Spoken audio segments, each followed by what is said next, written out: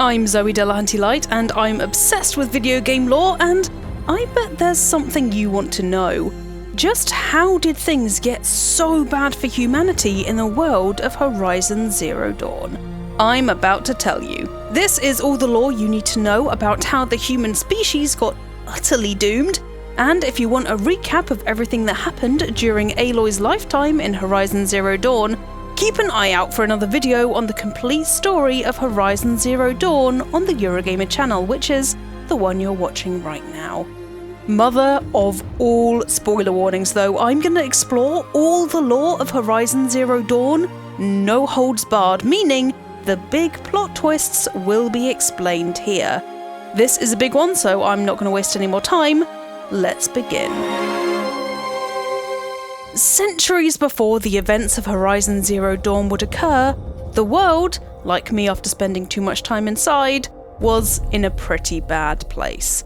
With the time of around being over, it was time to find out. Environmental catastrophes hit one after the other, creating climate refugees who flee their various home countries after they sink into the ocean due to rising seas caused by global warming. Because yes, it is real.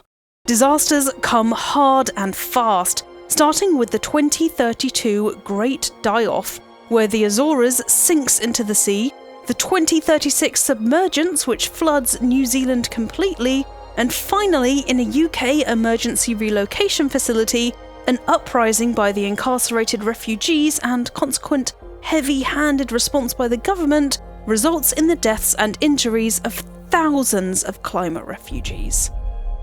In 2040, the Clawback decade begins, where humanity starts to make gains against the global eco-catastrophes.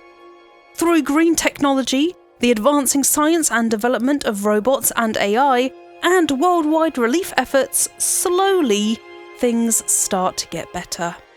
It's no coincidence that in the same year, Dr. Elizabeth Sobeck, a supremely gifted robotics engineer and child prodigy who graduated from Stanford at 12 and got her PhD at 20, starts working for Ted Faro's company, Faro Automated Solutions. Faro is less concerned about ethics, shall we say, and more like a certain owner of a large web storefront who just loves to exploit. Thankfully, that individual got into spaceflight rather than weaponry, but hey, there's still time.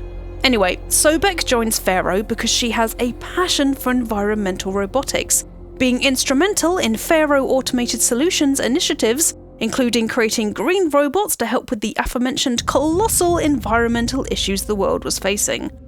Instead of remaining in the good guy team, Faro decides it's time to make those big bucks, and instead of saving lives, he decides to help people end them. By 2045, 60 to 70% of the US military was automated, so seeing this trend rise over the years, 3 years later, in 2048, Faro Automated Solutions expands into the automated military sector. Soon, Faro Automated Solutions creates the Chariot line of machines, which can be used to enforce various measures with violence and fear by corporations and governments alike, theoretically replacing human armies with metal ones. They're called peacekeepers. Man, the PR team must have been working overtime on this one, huh? Catchily named the Scarab, Khopesh, and Horus models, these machines are quite something, and not in a good way. Scarabs are used for swift all-terrain reconnaissance, with the ability to repair themselves and other machines in their swarm. Swarm is a term for the group of machines which belong to the same entity, and therefore work together like one big family. Khopeshes are enforcers in the Chariot line with immense firepower. Lastly, you have the Horus. Consider these beasts the queen bee of the Chariot line, who are able to replicate not just Khopeshes and Scarabs, but also themselves. They're basically giant robot factories on legs or tentacles, meaning one colossal Horus can become 2, then 4, then just bad news. Like the Khopesh and the Scarab, they're also incredibly powerful, able to actually rip apart fortifications and defences with their sprawling metal tentacles, and I can't see any way that's going to go wrong. Now, Faro isn't content to just invent killing machines that look about as evil as you can make them. Oh no. He also decides to not program any kind of security backdoor into them in case they, go rogue or something. So remote access is impossible should anything go wrong. But for Faro, that's just another selling point, as without a backdoor, the Chariot robots have a virtually unbreakable encryption protocol, meaning they can't be hacked into by opposing factions or people trying to shut these murder robots down. Jesus Christ, Faro, what were you thinking? At this point, global tensions are at their zenith, as the environmental catastrophes of previous decades had caused some serious rifts between world powers as they compete for now scarce resources. With the end being very much nigh, Chariot robots are sold to the militaries across the world to protect their fragile resources, so scarabs, kopeshes, and mighty Horuses were soon being totally not evil in most countries. Now, one thing you need to know about these machines is that the Chariot line has a fail-safe mechanism when it comes to fuel. Installed in every machine is a biomatter conversion system, which converts biological matter into fuel, meant as a last resort so they don't run out of juice in the middle of a war, because God forbid war chiefs shouldn't have giant killer robots. They can also hack into any enemy automated military equipment that isn't Faro, so you're kind of screwed if you're on the other side without any Chariot machines, meaning more nations and factions bought these Chariot machines, so we've got some lovely mutually assured destruction added to the pot too. Sobeck, understandably disgusted at Faro's decision to go into military robotics, resigns from Faro Automated Solutions in 2048. She continues to build green robots, develops environmental engineering, and, a year after leaving Faro, creates her own successful environmental technology company named Miriam Technologies, after her mum. Aww. Shortly afterwards, Faro Automated Solutions becomes the dominant provider of automated military units. By 2052, the entirety of the human UK military is disbanded in favour of these machines, meaning the UK army is 100% automated, and 3 years later, the US military follows suit.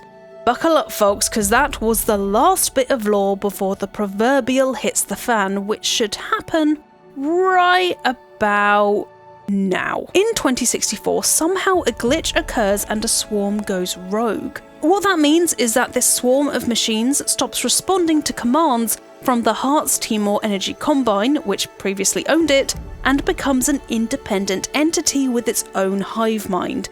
We still don't know where the glitch came from, like if it was an accident or something put there by an unknown agent, so for now it just remains a glitch. As this swarm is led by a Horus and it can replicate machines at will, basically acting like a brood mother, more and more scarabs and kopeshes are created, and to fuel this burst of fertility and feed all these new spawn, the machines use their biofuel failsafe. It doesn't take them long to start consuming plants, animals, and yes, eventually, humans.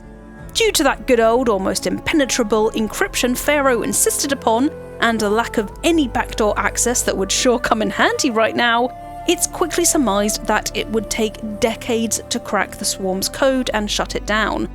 This is what we in the business of staying alive call a big oopsie daisy. Mr. Oopsie Daisy, Faro, calls, of all people, Sobeck for help to find out just how bad the situation is, as, despite their bitter past and her dislike of the man, her incredible engineering talents and knowledge of the Earth's environment as it stands is the only person who can actually figure out how doomed humanity is. She's also one of the few people that Faro actually trusts to keep this a secret, as God knows other corporations would just love to decimate the public image of Faro Automated Solutions.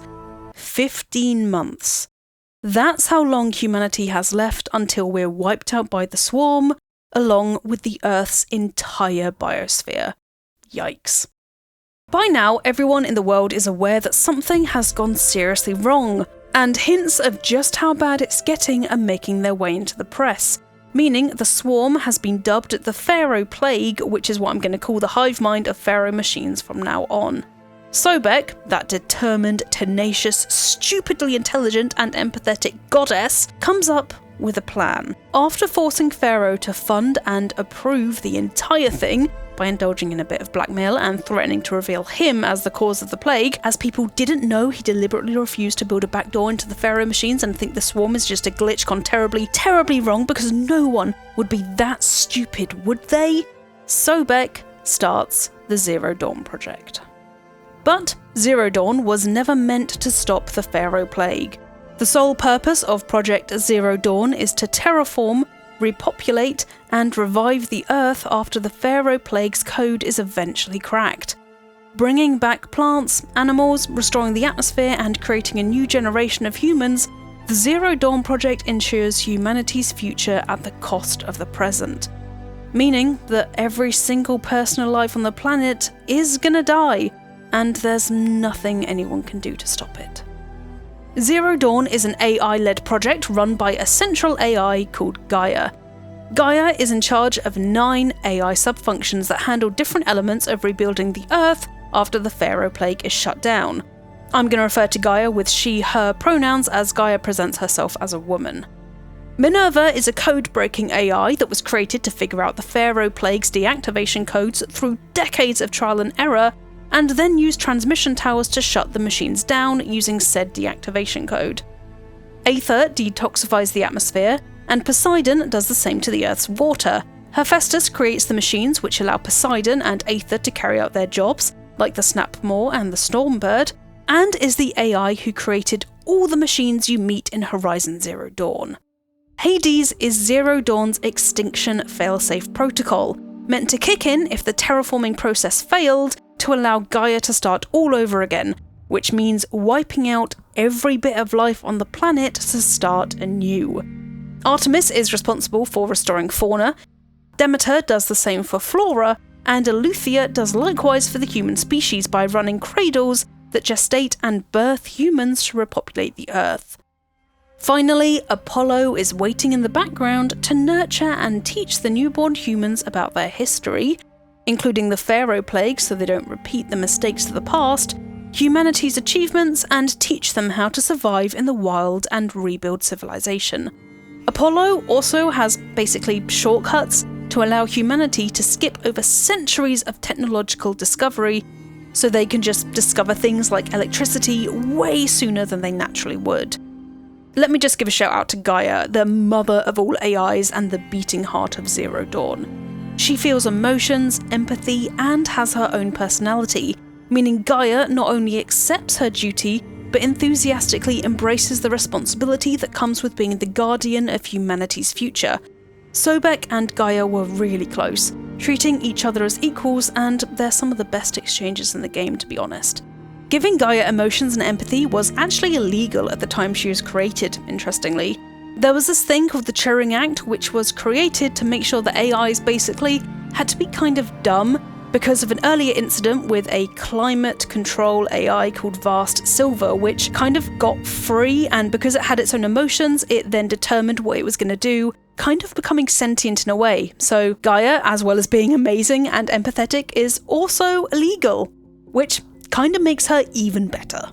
Sobeck might be a titan of engineering, but she couldn't run the whole Zero Dawn project on her own, so she recruits alpha designers to head up the creation of each of these AI subfunctions.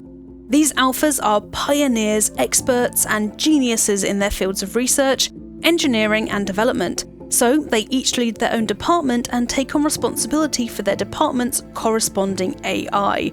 I'll get back to them later because the alphas are quite important. Following a strict, rapid, and secretive recruitment process that's pretty much the most intense job interview you'll ever have, Sobeck, along with Gamma and Beta categorized staff who flesh out each department, are sealed in Gaia Prime, a converted Faro automated solutions facility to work on Project Zero Dawn. I have to tell you real quick about this job interview selection process that happened because it's really messed up. Basically, they picked scientists and engineers and geniuses from all around the world and invited them to a confidential meeting at some facility somewhere. Once they had been allowed inside and told what was going to happen with Zero Dawn and the fact that humanity was doomed, they weren't allowed to leave. They had to choose between joining the project and also picking a couple of their loved ones to join them, which I'll talk more about later, incarceration for the rest of their life, or medical euthanasia. They literally weren't allowed to leave without picking one of these three options, which is messed up, but also I guess they didn't want news of Zero Dawn getting out to the wider public. But still, I just thought that was something you should probably know. Outside of the Zero Dawn facilities, Operation Enduring Victory was begun. Earth's population is told that Zero Dawn will save humanity. That's a lie. They're all gonna die, under the impression that the mysterious Zero Dawn project will kick in before it's too late. But saving them was never the plan. Project Enduring Victory was a plan conceived by the world's military to delay the Faro Plague for long enough to buy the Zero Dawn project time to be completed. However, people are smarter than governments give them credit for. As the months ticked by, both soldiers and civilians began to suspect that they weren't being told the whole story about Operation Enduring Victory by the powers that be. For example, audio messages from soldiers to their spouses and families back home were covertly hacked into by the military before they could reach their destination and were altered to remove any complaints or melancholy expressed from the soldier in question in an effort to keep civilian morale high. But their families could still tell that something was seriously wrong. Faro retreats to his bunker in Thebes, which is designed as to allow him to survive Zero Day. Zero Day is just as ominous as it sounds. It's the day when almost all life on Earth is predicted to become eradicated by the Faro Plague, apart from a small contingent of humans sealed into Gaia Prime and Elysium, hidden from the machines. Those who are left alive after Zero Day comprise of Faro, Sobeck, the Alphas, Gammas and Beta staff belonging to the Zero Dawn project, as well as a small number of each person's loved ones. Their beloved aren't kept in the same facility as the Alphas and workers and stuff, mind you. Instead, these civilians are evacuated to a place called Elysium, a sealed habitat which would allow them to survive Zero Day. Supplies in Elysium could support human life for 100 years, but not much more beyond that. So, sterilization was mandatory for anyone enter Elysium so they didn't procreate. Some Zero Dawn staff without loved ones would elect to be euthanized instead of entering when the project was done. The completion for Project Zero Dawn was set, with the evacuation being scheduled for shortly afterwards. Evacuation Day was the last chance for the scientists, engineers and brilliant minds to voyage outside of Gaia Prime and reunite with their loved ones in Elysium, as after that point the Faro Plague would be too numerous for the military to guarantee safe passage. At least, that was the plan. Evacuation Day finally arrived. Project Zero Dawn, contrary to estimates, wasn't ready. After evacuating the Gammas and Betas, lower-level staff who weren't essential for Zero Dawn's completion, the Alphas had to decide what to do. Leaving Gaia Prime and hope Gaia runs properly without them, or stay and work on Gaia and forfeit living out the rest of their lives with their loved ones.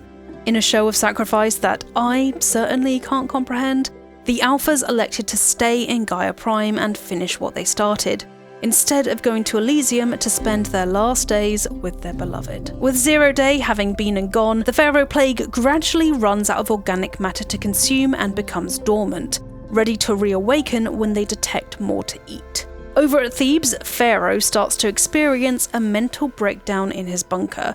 Bookmark this, as it's going to have disastrous consequences. Faro, determined that his mistakes shouldn't be repeated, encourages Sobeck to install a master override into Gaia, which people can use to shut down the AI should Gaia go out of control. However, Sobeck sees it as a kill switch and can't bear to hurt her treasured AI, who is, by now, her close friend. It's only after Gaia herself convinces Sobeck it's the right decision that Sobeck agrees and reluctantly installs the master override. As the biosphere, plants, animals and humans, get consumed by the Faro Plague, oxygen levels are depleted, making the very air itself unbreathable, meaning that anyone who goes outside needs to wear an environmental containment suit. The land and sea become toxic, which kills off the last vestiges of any life left on the planet. Despite being very far away from the action, Faro insisted on updates from the Zero Dawn team, even on subjects that were way beyond his ability to grasp. He was such a pain in the arse that designs for machines and the AI were deliberately made difficult for him to understand in the hope that he'd quit harassing the alphas.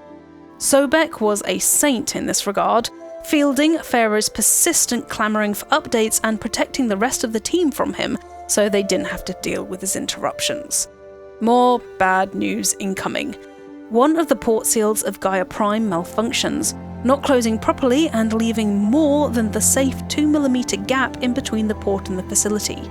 The leaking energy signature from Zero Dawn's numerous computers, machines and engineering could be detected by the dormant Faro Plague and result in the massacre of everyone inside.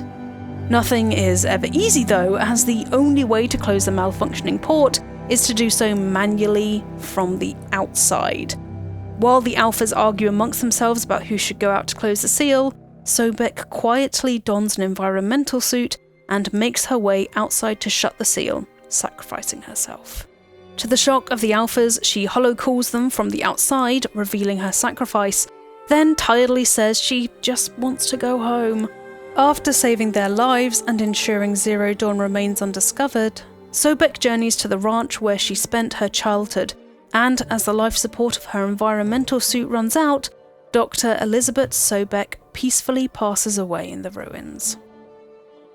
Isolated, alone, weighed down by guilt and an obsession about humanity's future, and, crucially, without Sobeck to manage him, Faro suffers a complete mental breakdown. He becomes convinced that future humans should remain innocent of human history as he now sees knowledge as dangerous, and wants the new generations of humans to be born, as he puts it, pure and blameless. Somehow, he manages to get access to security clearance that's even higher than the recently deceased Sobeck's, and uses it to destroy Apollo's archive. This vast library of knowledge and history was meant to teach humanity about its past, and educate them on how to survive in the wild, and develop civilization with the knowledge we have in the 21st century. Without it, future humans are left without any help in this brave new world. To Faro, this is the right thing to do. Faro then calls the alphas into a meeting, tells them what he's done, and uses his security clearance to drain the room of oxygen, murdering them before they have the chance to restore Apollo. Just like Faro, Gaia and the other AIs are now utterly alone. 50 years pass and Minerva eventually figures out the deactivation codes for the Faro Plague, using communication arrays built by Hephaestus to finally shut the machines down. It takes roughly another 2 centuries for Demeter and Artemis to repopulate the Earth with flora and some fauna, with the beneficial side effect of bringing back life to our ravaged planet being that the Faro machines are buried during the terraforming process. I'm sure they'll definitely remain 6 feet under in perpetuity. Also underground in the Aletheia cradles are humans doing what humans do with a bunch of robot help, being created, gestated and birthed by a machine and then raised by AI-controlled automatons who each inhabit one of 3 roles: the nurturer, disciplinarian and healer. These are basically parental roles that the automatons would inhabit, and hilariously, when automatons would occupy different roles, like you had a nurturer meet a disciplinarian, they'd argue, which essentially meant that the people in the cradles got to witness their robot parents having an argument, which I just thought was a cool little detail. Anyway, due to the lack of education beyond kindergarten, which was all the AIs were equipped to actually do without Apollo, subsequent lack of mental stimulation, and no access to any outside knowledge because they couldn't access the huge education and schooling routine that Apollo was going to be responsible for, these people in the cradles swiftly fell into mind-numbing boredom once their childhood ended. Didn't take long for their machine caretakers to be the bane of their existence, instead of the benevolent guardians they were when the humans were young. Without Apollo's archive, this first generation weren't taught anything about their past, what massive mistake brought them there, or the world they're about to step foot in. And when I say step foot in, I mean pushed head first into. Once the first generation of humans produced by the Aletheia cradles reached young adult age, food and resources gradually ran out completely in the cradles, and the humans are unceremoniously forced out into the wild by the AI automatons. As these humans explore the newly terraformed Earth with all its marvels and, currently, a distinct lack of any killer machines, and more about that later, they do the sensible thing and form primitive tribes, learning how to hunt and survive without any prior knowledge of human civilization. Safety in numbers, people. So, the Kaja, Nora, Banuk, and Oseram clans are born. Migrating to the hotter drylands region, the Kaja become known for being merchants and use enslaved people in their various businesses, and to construct Meridian, the capital of their society. Out in the wilds, you have the Nora, hunter-gatherers who live in a matriarchal society where the mother and your matriarchal lineage is placed above everything else.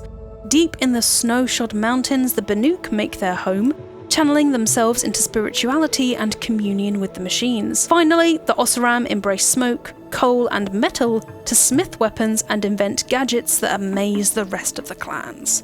In other areas of what used to be America, you have the Tenakth and the Utaru, the former of which are fierce and bloodthirsty warriors who prize strength over literally anything else, and the latter of which are agricultural experts that farm vast swaths of land. We'll see more of them in Horizon Forbidden West. Okay, this is where everything goes wrong all over again. At 8:45 AM on August 3020, something odd happened.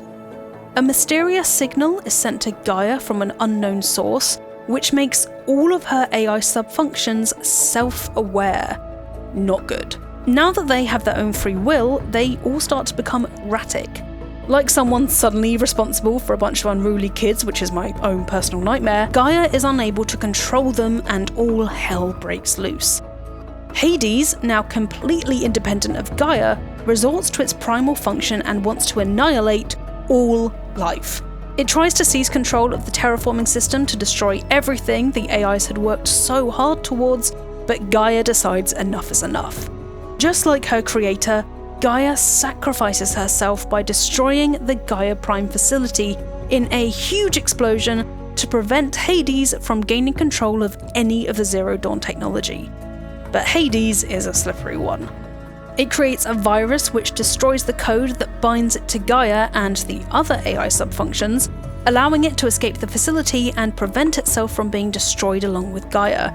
In the process, it also released all of the other AIs, meaning Poseidon, Artemis, Demeter, Apollo, Minerva, Hephaestus, Aether, and Eleuthia are free and God knows where they are or what they're doing. Hades is a lonely little AI now and finds somewhere to hide, and sends out a signal to attract someone to it and help it do the whole destroy everything plan. Guess who it attracts? Silence, the amoral researcher obsessed with finding out about the old ones at any cost. Okay, so that all happened. Now we need to focus on the Nora tribe, and specifically, Rost. Rost is a good boy, but is an honourable outcast from the Nora tribe, meaning the entire Nora society shun him and don't acknowledge his existence. Tragically, Rost became an outcast willingly. After his love and their daughter were kidnapped and subsequently murdered in a raid by Outlanders, the Outlanders passed the borders of the Nora sacred land. To pass beyond these borders as a Nora is to become an outcast, as it's forbidden to step outside of the Nora's sacred lands. To avenge his family, Rost became what the Nora call a Death Seeker, which is someone who is declared ritually dead so they can bypass the Nora laws around the boundary of their sacred lands. Rost hunted down each and every Outlander who murdered his love and their child, but was grievously wounded in the process. He almost died outside the sacred land, but was brought back in by a compassionate Nora woman whose family had also died at the Outlanders' hands. As a compromise, and in recognition of his honourable standing in the Nora tribe, Rost, instead of being ejected once again from the Nora tribe, was allowed to stay in the sacred land, but he would be shunned for the rest of his life. Harsh. Back to GAIA. In the last moments before she sacrificed herself, GAIA sends special instructions to the Eleuthia 9 cradle the main Nora settlement is built upon. The Nora, having forgotten their origins, believe the door to the Eleuthia 9 cradle, with its female automated messages and scanner, is the All-Mother, their matron goddess. So they basically worship this big door and its AI, which determines who goes in, without knowing that inside there's actually vast ruins of the old civilization.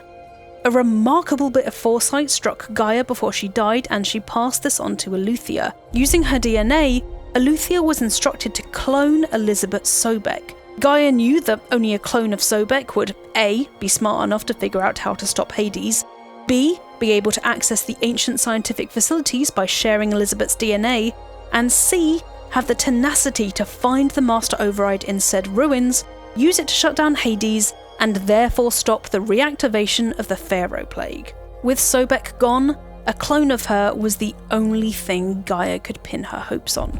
Rest in peace, GAIA.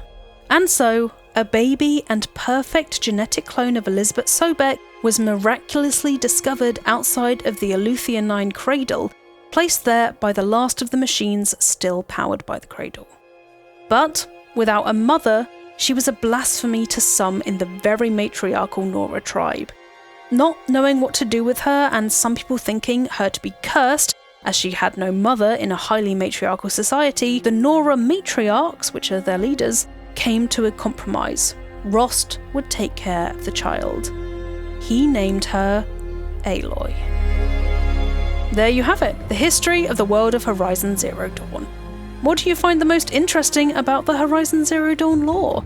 Let me know in the comments below. I covered the events of the Horizon Zero Dawn game on the channel too, spanning across Aloy's lifetime, so if you're interested in that one, make sure to check it out. Now, I'm going to go and make sure my Roomba and I are on good terms, just in case the future gets a bit too similar to Horizon Zero Dawn, so I'll see you next time.